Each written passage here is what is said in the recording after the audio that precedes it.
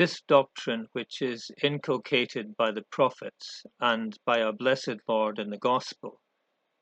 contains wholesome and seasonable warnings, instructions, and encouragements to our own age. The time may come when the faithful servants of God may be driven from the sanctuaries of their own land. Isaiah does indeed declare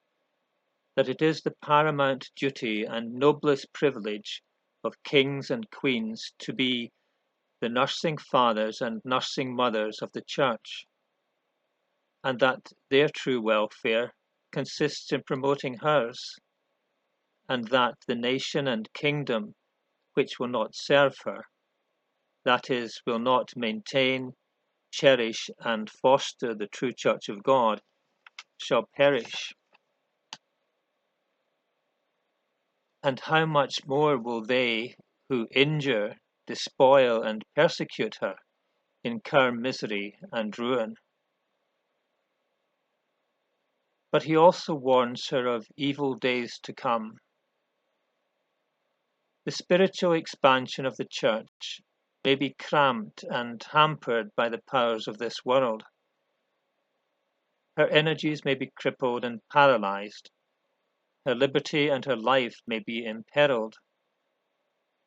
Severe and unjust conditions may be imposed upon her by secular authority, which may render it no longer possible for her faithful members to minister or to worship in her sanctuaries. Such a calamity happened in our own country more than 2 centuries ago, and it may happen again. When the temple of Jerusalem was profaned by worship which God loathed, then the divine glory floated away on the cherubim from the courts of the Hebrew sanctuary of Zion to the far-off banks of the river of Chebar. And the prophet Ezekiel then delivered a prophetic homily to the exiles there on the importance and acceptability of personal religion. Isaiah had already taught the same truth. And at a time when national establishments of religion appear to be threatened,